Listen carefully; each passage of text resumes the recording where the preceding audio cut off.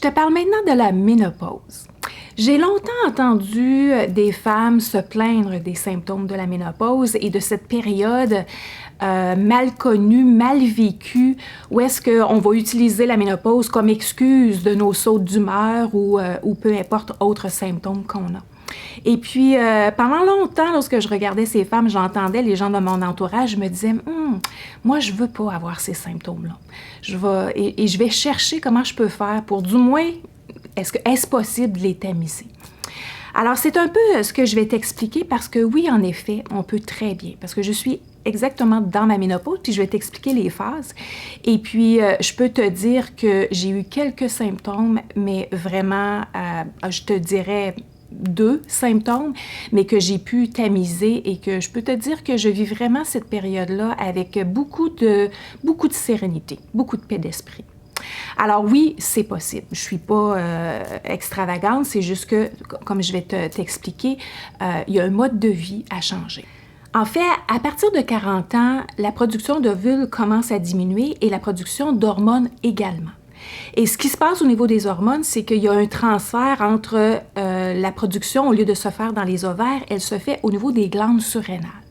Maintenant, comme tu sais, la glande surrénale, elle est responsable de fabriquer, entre autres, le cortisol. Alors, si elle a été surmenée pendant des décennies, elle est un peu fatiguée.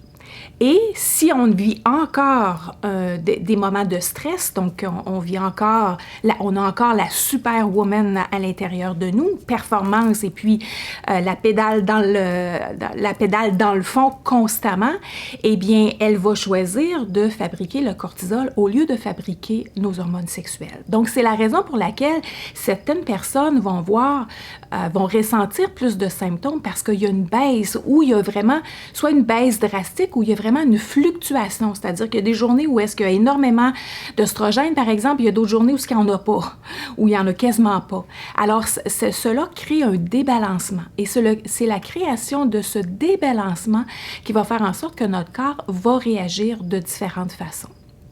Alors, ce qui est important de prendre en considération, c'est de se préparer. On peut se préparer mentalement. Moi, c'est ce que j'avais fait. Je m'étais préparée mentalement en me disant que je vais vivre cette période différemment.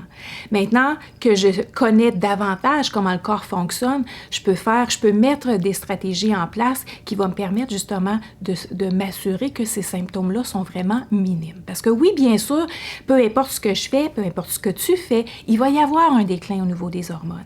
Mais ça va être cette fluctuation-là qui va être tamisée. Il va y avoir un rééquilibre de nos hormones, surtout si on choisit de modifier notre style de vie. Dans le fond, c'est que avant ça, les gens me disaient je pouvais manger n'importe quoi, n'importe quand, je pouvais dormir 2 heures durant la nuit, c'était correct, je me relevais le matin, j'étais correct. Oui, c'est vrai. On a cette énergie-là quand on est plus jeune et puis tant mieux parce qu'on en a besoin. Surtout lorsqu'on a des jeunes enfants, on a besoin d'avoir de l'énergie, même si on a dormi quelques heures. Maintenant, plus qu'on vieillit, notre corps change et puis notre besoin énergétique va changer également.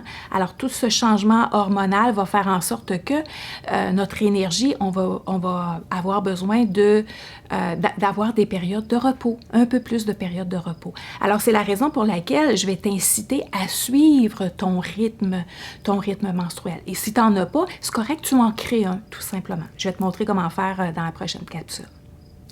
Alors, si on regarde les différents stages de la ménopause, le premier stage qui va commencer aux alentours de 40 ans, puis peut-être jusqu'à l'âge de 50 ans, c'est la diminution graduelle des hormones sexuelles. Et puis le transfert, comme je t'ai dit, à la production au niveau de la glande surrénale. Maintenant, à ce niveau-là, on va avoir encore des règles, donc on a encore notre cycle menstruel, sauf qu'on peut avoir des symptômes dépendamment de la fluctuation hormonale qui va se passer dans notre corps.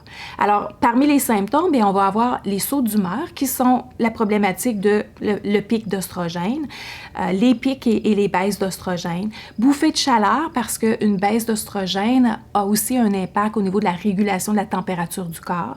Il va y avoir anxiété, des périodes d'anxiété et de dépression à cause de la baisse de progestérone, sécheresse au niveau des muqueuses à cause de la baisse d'œstrogène, difficulté à dormir à cause de la baisse de progestérone, diminution de la libido à cause de la baisse de la testostérone, la perte musculaire, baisse de la testostérone, diminution de la motivation à bouger, encore une fois, baisse de testostérone, gain de poids qui va être un dérèglement au niveau de l'œstrogène et la progestérone, sentiment de stress encore au niveau de la progestérone. Alors tu vois que tous ces symptômes-là ont tous un rapport avec la fluctuation de nos hormones. Donc c'est la raison pour laquelle on va dire que le jeûne est un changement de style de vie et surtout utiliser les aliments qui stimulent ou qui soutiennent la libération de ces hormones, eh bien ça va nous aider à tamiser ces symptômes. Au niveau de la ménopause comme telle, c'est lorsque on a commencé à manquer des périodes. Alors, certaines personnes, ça arrive du jour au lendemain. D'autres personnes vont manquer des périodes pendant quelques mois. Tout d'un coup, puis il va en avoir une, puis après ça, manquer quelques autres périodes. Alors, encore une fois, durant cette période, normalement aux alentours de 50-55 ans, il y a encore un déclin au niveau des hormones. Et puis, les symptômes vont continuer, peuvent s'accentuer, comme peuvent être tout simplement absents ou tamisés, dépendamment de quel est le style de vie que vous êtes en train de vivre. Et puis, le post-ménopause, 55 ans et plus, normalement, c'est où est-ce qu'il n'y a plus de cycle, donc il n'y a plus de menstruation à partir de 1 an. Alors, il y a quand même de la production d'hormones sexuelles. Il y en a. Oui, elle est moindre, bien sûr. Elle peut être à du 50%, mais elle est encore présente. Et les symptômes, encore une fois, peuvent s'accentuer. Encore une fois, dépendamment du style de vie que vous vivez, peuvent s'accentuer ou peuvent être tamisés, tout simplement. Alors maintenant, comment on peut faire pour tamiser les symptômes durant les périodes de la ménopause? Eh bien, comme je t'ai mentionné, on peut commencer par s'assurer d'avoir des aliments qui supportent la production de nos hormones sexuelles, selon le cycle que je vais te parler dans la prochaine capsule. Maintenant, au niveau des sauts d'humeur, des sentiments de détresse, d'anxiété, de dépression, alors qu'est-ce qu'on peut faire? C'est qu'on va vouloir activer les hormones de bonheur dont je t'ai parlé. Donc, activer la sérotonine, activer la dopamine en l'associant à des activités qui sont plaisantes, activer l'ocytocine avec des câlins, avec un cercle social. On a passé une période où est-ce qu'on ne pouvait pas se voir, mais en fait, on peut quand même se parler et il y a toutes sortes de façons qu'on peut stimuler ces hormones régulièrement. Donc, des périodes de méditation, des périodes de marche, des périodes de repos. Alors, on veut vraiment, on voit que c'est important. C'est pas juste quelque chose, bien sûr, tout le monde nous le dit, il faut méditer, puis on a besoin de faire de l'activité. Mais je comprends mieux maintenant que c'est pas juste qu'il faut faire de l'activité ou il faut bien dormir, c'est que notre corps en a besoin. Puis si on ne le fait pas, eh bien, on en subit les conséquences. Alors oui, on veut prendre ce temps pour soi. Tu sais, on parle là, de peut-être dans une journée, si on prenait une demi-heure pour nous, que ce soit 10 minutes pour faire de l'activité, 10 minutes pour se ressourcer, que faire une méditation ou une technique PNL, ou que ce soit de tout simplement écrire dans notre journal. Donc, prendre 30 minutes pour soi, je pense que c'est pas trop. On en donne tellement, hein? En tant que femme, en tant que mère, en tant qu'épouse, on donne tellement aux autres, ça fait partie de qui nous sommes. Maintenant, si on prenait, à partir de 40 ans, là, si on prenait au moins 30 minutes par jour pour nous, pourquoi pas? Alors, notre corps nous le dit qu'on a besoin de le faire. Donc ça peut tamiser les sauts d'humeur et les sentiments de détresse. Au niveau des sécheresses, des muqueuses, eh bien, l'hydratation. Alors, l'hydratation à tous les niveaux. que ce soit au niveau nasal, au niveau de la bouche, donc boire énormément d'eau. Même au niveau vaginal, il y a toutes sortes de produits qu'on peut utiliser. Alors, je pense que qu'est-ce que je me suis aperçue que j'ai fait, en fait, puis qui m'a aidée également, c'est qu'en prenant conscience des symptômes, plutôt que de les maudire et puis d'en être frustrée, eh bien, j'ai tout simplement accepté que ça faisait partie de ma vie, tout simplement. Alors, maintenant, c'est moi. Et puis, non, je n'ai plus 20 ans. Alors, je suis rendue à 54 ans maintenant. Et puis, oui, j'ai ces symptômes. Alors, j'en prends soin, tout simplement. Parce que des symptômes, c'est juste, c'est le corps qui est en train d'envoyer un message que, hop, on a besoin de faire quelque chose pour régler cet inconfort. Alors, j'ai besoin de m'hydrater un petit peu plus que j'avais besoin de le faire auparavant. Alors, tout simplement. Diminution de la libido, eh bien, ce qui est important, c'est de créer des moments de qualité. Il y a un bon livre, je ne sais pas si tu l'as déjà lu, Les 5 langages de l'amour. Je me souviens plus, l'auteur m'échappe, mais en fait, tu peux le trouver sur Internet. Alors, c'est un excellent livre qui nous explique justement que on a différentes façons de démontrer l'amour et on a aussi chacun notre langage, notre partenaire de vie. Et même nos enfants, en fait, tous les gens de notre entourage peuvent avoir différents langages avec lesquels ils ou elles se sentent aimés, parce qu'on ne se sent pas aimés tous de la même façon. Alors, je l'avais lu il y a quelques temps, et puis pour moi, des moments de qualité, je me suis aperçue que c'était mon langage de l'amour. Alors, on fait en sorte, mon conjoint et moi, qu'on se crée des moments où est-ce que c'est des moments de qualité. Il n'y a pas de télévision, il n'y a pas de téléphone, même il n'y a pas d'enfants, c'est juste lui et moi, puis ça peut être un souper, peu importe. Alors, c'est de cette façon que vous n'aurez pas un partenaire de vie qui va être frustré, puis vous qui vous sentez coupable parce que tout simplement le désir n'est pas là. Alors de se créer des petits moments en amoureux va aider à diminuer cette problématique. Au niveau de la perte musculaire, eh bien, c'est à ce moment-là que c'est très important de continuer de courtes activités de musculation. Alors, on n'a pas besoin là, de faire là, des poids comme ça se peut pas tous les jours au gym, pas nécessaire. Alors, moi, j'ai des poids que je garde ici, là, en bas, et puis régulièrement, surtout dans la période d'ovulation, là, entre 14 et 17 jours, là, c'est la période où est-ce que je vais faire le plus de musculature. Et puis, régulièrement, je dirais, quelques fois par semaine, je vais faire des push-ups ou bien tout simplement travailler les triceps. Alors, travailler au niveau des bras, c'est souvent là qu'on perd la musculature parce qu'au niveau des jambes, on marche, mais les bras, on les utilise moins. Alors, c'est là qu'on est moins, on est moins forte, en fait, des bras, surtout nous, les femmes. Alors, tout simplement, il y a quelques exercices qu'on peut travailler qui vont faire en sorte qu'il va garder notre musculature. Diminution de la motivation à bouger, en fait, je dirais de suivre le rythme, comme je vais t'expliquer dans la prochaine capsule. Suivre son rythme menstruel va aider énormément à récupérer notre énergie. Alors, on en a beaucoup plus d'énergie en début de cycle et à la fin du cycle, on en a moins. C'est notre progestérone qui a besoin d'être produite et c'est celle qui nous calme. Alors, on va vouloir ralentir le rythme.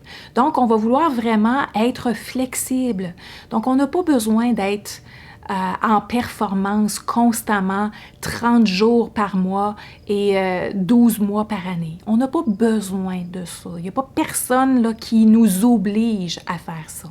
Alors, on peut très bien, durant notre mois, tout simplement suivre le rythme, écouter notre corps davantage et tu vas t'apercevoir que finalement, ton énergie, tu vas en avoir constamment. Au niveau du gain de poids, eh bien, c'est au niveau de l'insuline. Hein? Donc, au moment où est-ce que l'œstrogène diminue, il va y avoir la sensibilité des cellules au niveau de l'insuline va diminuer. Alors, ça va être important de diminuer notre apport de glucides, surtout les glucides transformés. Alors, donc, au début, comme je vais t'expliquer dans la prochaine capsule, au début, on veut que la production d'œstrogène soit à son maximum. Alors, on va diminuer les glucides au maximum, et puis on va les reprendre dans notre deuxième partie du cycle. Donc ça va aider au gain de poids, naturellement le jeûne, donc changement d'alimentation, oui bien sûr, le jeûne va aider, et puis d'être aux aguets de la qualité des aliments qu'on choisit, va aider au niveau du gain de poids. Et au niveau des bouffées de chaleur, bien, c'est un processus physique, alors physiologique, excusez. Alors, tout simplement, quand j'ai une bouffée de chaleur, ça m'arrive pas souvent, mais ça m'arrive à l'occasion, c'est surtout la nuit, et dépendamment de ce que j'ai mangé. Alors, encore une fois, je t'invite à observer. Hein? Observer pour que tu puisses prendre conscience comment ça se passe pour toi, parce qu'on est tous différentes. Alors, certaines personnes vont avoir des symptômes, d'autres pas. Certaines vont en avoir beaucoup, d'autres moins. Certaines vont l'avoir à certaines périodes de la journée, d'autres, ça va être durant la nuit ou peu importe. Alors, vraiment observer. Et puis moi, j'ai observé que ça dépendait de ce que j'avais mangé. Alors, donc les bouffées de chaleur, tout simplement, c'est de se dire ça va passer. Parce que c'est tout simplement le signal, c'est un signal qui est en train de passer, qui dit à notre corps que on a besoin d'être, mon corps a besoin d'être réchauffé. Alors non, mon corps n'a pas besoin d'être réchauffé présentement. Alors je me parle, j'utilise tout simplement mes phrases clés pour dire, gars, ça va passer. OK? Tout simplement. Alors, on enlève une couche si on peut, et puis ça va passer. C'est très, très rare que ça dure longtemps. Maintenant, j'aimerais t'amener à une perception différente de ces périodes de ménopause. Alors, au lieu de les percevoir comme bien des gens en termes de c'est une période qu'on n'aime pas, qui n'est pas plaisante, qui nous amène beaucoup de désagréments, qui fait en sorte, et certaines personnes vont même avoir peur du style de symptômes qu'ils vont avoir. Tu sais, je m'en vais à une soirée, tout d'un coup j'ai chaud, tout d'un coup que. Alors, plutôt que d'avoir cette perception de ce qui pourrait arriver de pire, je t'invite à tout simplement accepter cette période de ta vie qui est tout à fait normale. Accepter ce qui n'est plus, parce que oui, il y a un changement qui va se passer dans notre corps. Et ça, on ne peut pas faire autrement. Alors que ce soit au niveau de notre peau, que ce soit au niveau de notre corps comme tel, l'allure de notre corps, que ce soit au niveau de nos muqueuses, que ce soit au niveau de notre libido, tout ça va changer, ça fait partie de la vie. Alors, il y a comme un deuil à faire de l'acceptation de ce qui n'est plus et l'acceptation de ce qui est. Alors, ce qui est, c'est, ben voici, ça fait partie de moi. Et en fait, je trouve qu'on a autre chose quand on vieillit. On n'a peut-être plus l'allure de la jeune fille de 20 ans, mais ce qu'on a, c'est qu'on a des connaissances, on a des compétences, on a acquis de l'expérience, on a acquis de la sagesse. Il y a plein de choses que personne ne peut nous enlever. Et peut-être que oui, notre corps, il est un peu plus ridé, un peu plus flasque que d'habitude, mais pourquoi ne pas tout simplement accepter ce qui est et construire? Donc, construire un nouveau mode de vie. Peut-être qu'on a eu un mode de vie où est-ce qu'on a voulu rester attaché à notre ancienne façon de faire, nos vieilles habitudes, nos vieilles habitudes alimentaires, nos vieux comportements, que ce soit de fumer ou prendre de l'alcool à profusion, peu importe. Alors, il y a été un moment où est-ce que oui, on a vécu ces moments-là. Maintenant, notre corps nous demande de prendre ça un petit peu plus relax, d'en prendre soin un peu plus, parce que tous ces comportements, que ce soit la cigarette, que ce soit l'alcool à profusion, eh bien, ça a un impact négatif sur le corps, parce que notre corps n'a pas été conçu pour absorber ces substances sans dire quelque chose ou sans nous donner des symptômes ou des conséquences. Alors, donc, tout ce qu'on voit au niveau de notre corps, tout le changement qu'on voit au niveau de notre corps, c'est un processus naturel. Alors, si on veut reconstruire un nouveau mode de vie un peu plus sain, un peu plus serein, laisser de côté ce qui est vraiment néfaste pour notre corps et vraiment en prendre soin davantage. Alors, si on veut changer c'est un peu ce que je t'enseigne dans le programme Perte tes kilos avec ton cerveau. On commence par la prise de conscience à travers des notions. Alors, on apprend des choses différentes. On prend conscience des choses qui se passent dans notre corps. Après ça, on utilise des stratégies. À travers les phrases clés, le mental, eh bien sûr qu'on peut recadrer notre esprit et voir cette phase de la ménopause d'une autre façon. Et puis, on va utiliser les techniques de la PNL pour nous calmer, pour changer que ce soit nos croyances ou que nos vieilles croyances, que changer notre dialogue intérieur, qui va changer nos émotions, qui va faire en sorte qu'on va vivre cette période avec beaucoup plus de sérénité. Alors, c'est ce que je te propose, c'est ce que je te souhaite. Et puis, je suis là pour t'accompagner, ça me fait plaisir. Alors, autant que j'ai côtoyé des gens qui avaient énormément de symptômes et qui ont dû se tourner vers la médication, autant que j'ai vu aussi dans mon entourage des gens qui, à peine ont passé à travers les phases de la ménopause avec à peine quelques symptômes négatifs. Alors, est-ce que c'est possible pour toi? Bien sûr, tout est possible. Il suffit de prendre le temps de prendre soin de soi.